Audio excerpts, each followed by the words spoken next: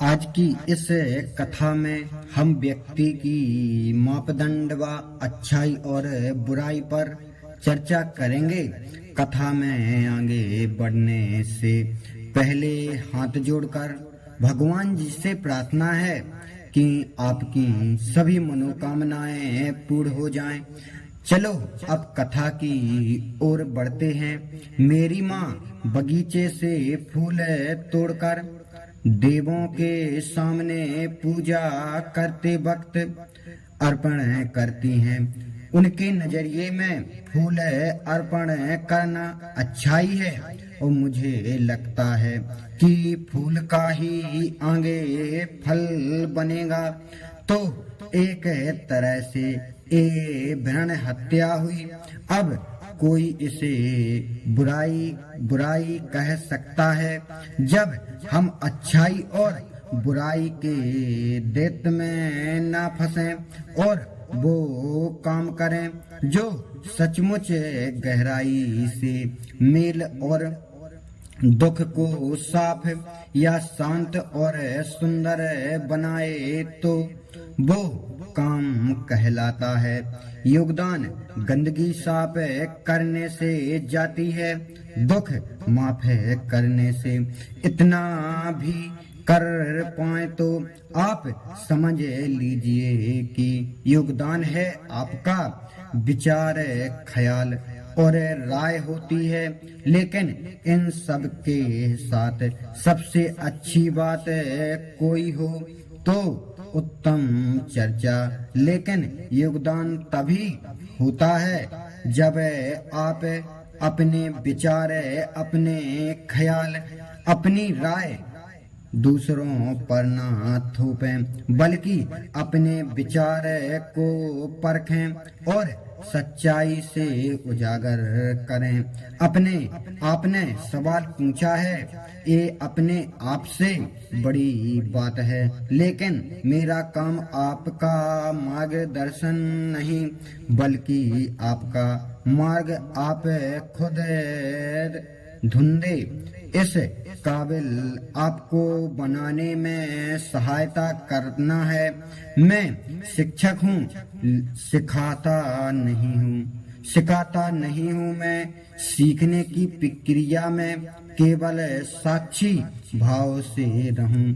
मेरी साधना है, मैंने इतना ही चाहा है। जीवन में अच्छा आदमी तो नहीं कह सकता मैं खुद को, लेकिन बुरा भी नहीं हूँ। अच्छाई और बुराई के दायरे में बिना आए जीवन जीना चुनौती पूर्ण होता है।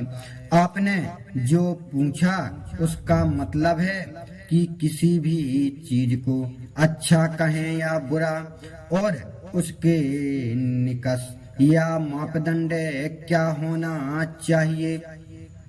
कोई मापदंड जीवन भर नहीं टिकता। मापदंड बदलते हैं क्योंकि हर व्यक्ति जीवन के बारे में नई बातें सीखता है। बुद्धिमान व्यक्ति वो है जो किसी दूसरी चीज, घटना या कृति को नहीं बल्कि अपने ही मापदंड की समीक्षा करें और जानने की कोशिश करें कि ऐसे मापदंड बनते कैसे हैं। आपने अपने मन पर अपने ही ख्याल बोझ डालते हैं। अपने आप को बोझ उठाने को काबिल बनाना भी चाहिए, लेकिन बोझ उतारना सबसे कठिन और सबसे गहरी कला है।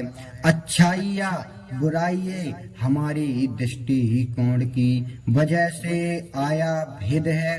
कथा में आगे बढ़ने से पहले वीडियो को लाइक और चैनल को सब्सक्राइब कर लें। भगवान जी से हाथ जोड़कर प्रार्थना है, ईश्वर की कृपा आप पर हमेशा बनी रहे। बुद्ध जब 10 साल के हुए तब उनके पिता उन्हें सिखाने के लिए उन्हें लेकर किसानों के पास गए। फसल कैसी हुई, लगान कितना होना चाहिए, कोई तंग तो नहीं कर रहा, ऐसे कई बातें हैं। लेकिन बुद्ध धीरे धीरे बाजू में चले गए।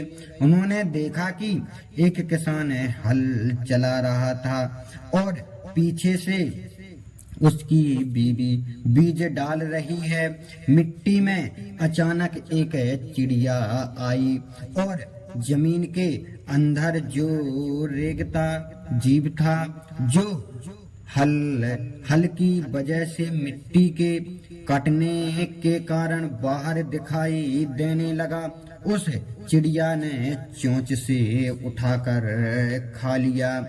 बुद्ध निशब्द हो गए। पहले वो सोचते थे कि खेती हल चलाना निर्मित की प्रक्रिया है। आज उन्होंने देखा कि वही हल चलाना किसी जीव के मृत्यु की प्रक्रिया भी है। जीवन में कोई चीज अच्छी या बुरी नहीं होती।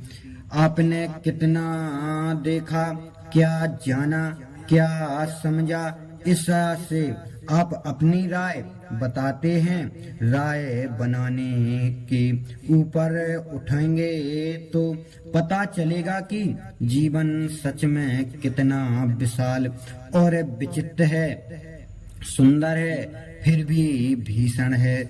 समुद्र की विशाल लहरें एक तरह से तेजस्वी और महान लगती हैं, लेकिन उनमें कोई फंसे तो मालूम हो कि वही कितनी भीषण और जानलेवा हो सकती हैं।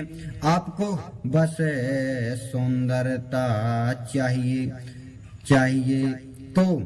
तो कहीं भी नहीं मिलेगी। हाँ, अगर आप सौंदर्य के साथ भीषणता और सौंदर्य के साथ निष्ठुरता को देखने से डरते नहीं तो आपको जीवन का अर्थ हर पल प्रतीत होगा। अच्छाई और बुराई के भेद का प्रश्न एक प्रयास होता है मन का और सौंदर्य और स्वाद मिले, लेकिन भयानक या भीषण कुछ ना हो। आप सौंदर्य के अलग मिलने की कल्पना में फंसे हैं, ये मुमकिन नहीं। यह सौंदर्य के साथ बहुत कुछ, जैसे बिजली के उपयोग से हम रात में भी उजाला पाते हैं, वही बिजली आसमान से गिरे तो वही घर एक पल में रेत का ढेर बन जाए। आप अपने मन में सिर्फ उपयोगी बिजली का विचार कर सकते हैं, लेकिन बिजली का दूसरा रूप बदल नहीं सकते। मैंने इतना समझा है कि जीवन में प्रिय और अप्रिय दोनों ही संभावना है। अप्रिय ना हुआ कुछ तो आभार प्रकट करें जीवन और हमारी चेतना का, जो हमें संभालती भी है और जीवन से जोड़े भी रखती है। मन में अंदर और आभार का भाव बस जाए तो अच्छाई और बुराई जैसे दृत्य से मुक्ति मिल सकती है। जय जय श्री राम। जो भी गलतियां हुई हों उन्हें क्षमा करें।